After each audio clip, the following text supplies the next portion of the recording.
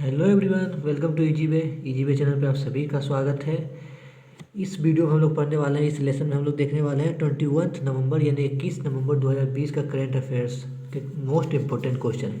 ठीक है, और ये करंट अफेयर्स जितने भी गवर्नमेंट एग्जाम के स्टूडेंट तैयारी कर रहे हैं उन सभी के लिए हैं, चाहे वो एसएससी हो गया, बैंकिंग हो गया, रेलवे हो गया, आरआरबी एनटीपीसी हो गया, दिल्ली पुलिस हो गया, जितने भी कम्पिटिटिव एग्जाम है सब में जनरल अवेयरनेस और जीके का क्वेश्चन आते हैं। ठीक है, तो पहला क्वेश्चन है कि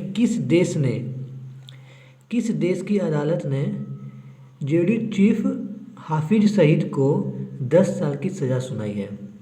ठीक है, यानी कि किस देश की अदालत ने, पहले तो यहाँ बात है देश की हो रही है, ठीक, किस देश की अदालत ने जेडी चीफ, ठीक है, हाफिज सईद को 10 साल की सज़ा सुनाई। तो इसका सही आंसर है पाकिस्तान। पाकिस्तान देश के अदालत ने जेडीयू चीफ हाफिज सईद को 10 साल की सज़ा सुनाई है। ठीक है, अगला क्वेश्चन है कि वैक्सीन निर्माताओं में से किसने दावा किया है कि इसकी कोविड-19 वैक्सीन 95% प्रभावी है।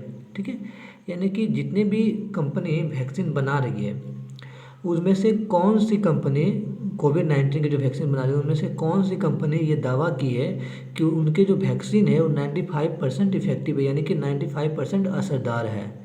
ठीक है, तो उस कंपनी का नाम है फाइजर कंपनी ने यह दावा किया है।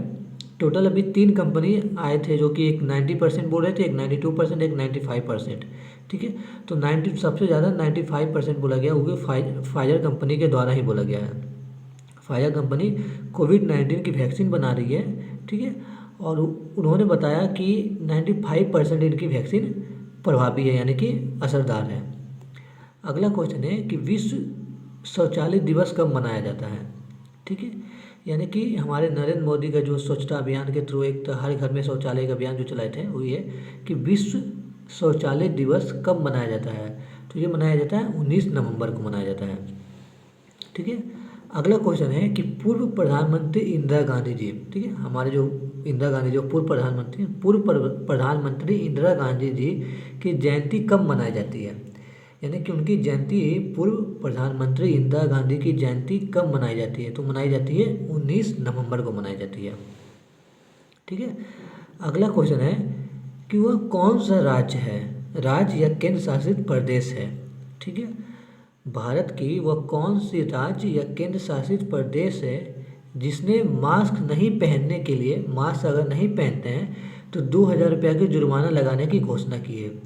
यानी कि भारत के वो कौन सा राज्य है या केंद्र शासित प्रदेश है कि जहाँ पे आप मास्क अगर नहीं पहनते हैं तो 2000 रुपये आपको जुर्माना देनी पड़ेगी, वो है दिल्ली।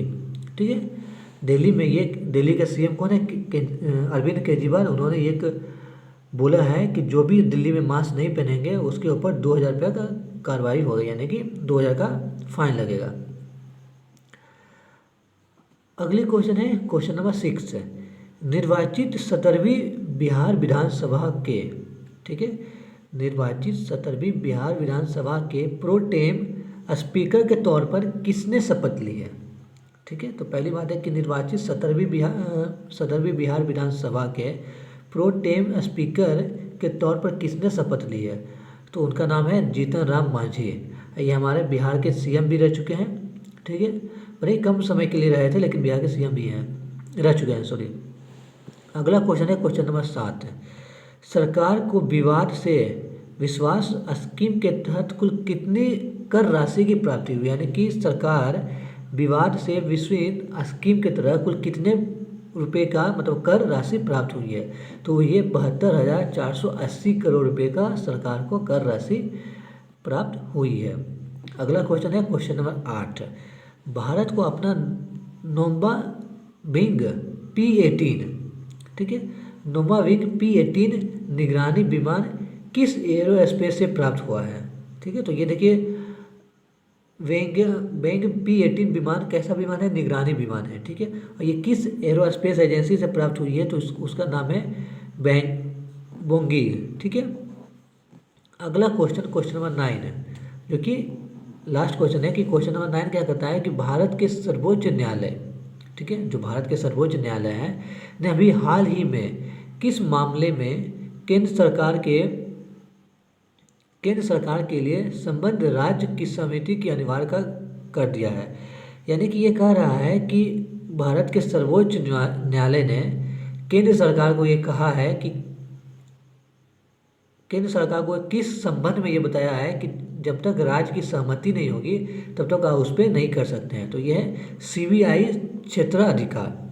इसका मतलब हुआ कि भारत के सर्वोच्च न्यायालय ने केंद्र सरकार से ये कहा है कि जब तक राज्य सरकार के सहमति नहीं होती है तब तक आप उसमें सीबीआई क्षेत्राधिकार, मतलब कि सीबीआई की जांच नहीं करवा सकते। इसका मतलब सीबीआई के क्षेत्राधिकार नहीं ला सकते हैं। इन्होंने ये भारत के सर्वोच्च न्यायालय ने केंद्र सरकार से ये बात कही है।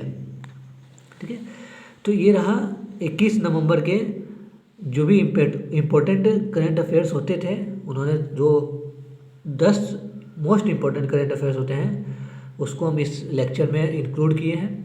और ये लेक्चर आपको जितने भी गवर्नमेंट एग्जामिनेशन की तैयारी कर रहे हैं स्टूडेंट, उन सभी के लिए इम्पोर्टेंट है और हेल्पफुल रहेगा। अगर इस लेक्चर से आपके लिए आप कुछ सीखें, आपके लिए हेल्पफुल रहा, तो इस वीडियो को, इस लेसन को लाइक ज़रूर करिएगा। साथ ही साथ चैनल को सब्सक्राइब करके बेल आइकन को ज़रूर दबा दीजिएगा, ताकि अगर जो इसी तरह से डेली करंट अफेयर्स के लिए, डेली अपडेट होने के लिए आपको नोटिफिकेशन मिल जाए। ठीक है, और अगर ये लेसन आपके लिए हेल्पफुल रहा तो आप इस लेसन को अपने दोस्तों के साथ शेयर करिएगा, क्योंकि इतना तो आप अपनी तरफ से हमारे प्रति योगदान दे ही सकते हैं, हमें सपोर्ट कर ही सकते हैं। तो आपका कैसे सपोर्ट कर सकते हैं? मैं हमारी लेसन को, हमारे वीडियो को ज़्यादा से ज़्यादा स्टूडेंट को शेयर करके, आप वीडियो को लाइक करके और चैनल को सब्सक्राइब करके, बस इतना सा आप काम करिए। बाकी सारी काम मेरी रहेगी। अच्छे अच्छे कॉन्टेंट ढूंढ के लाना, अच्छा अच्छा क्वेश्चन ढूंढ के लाना, सब कुछ मैं आपके लिए करने के लिए यहाँ पे बैठा हूँ। ठीक है, वीडियो देखने के लिए धन्यवाद।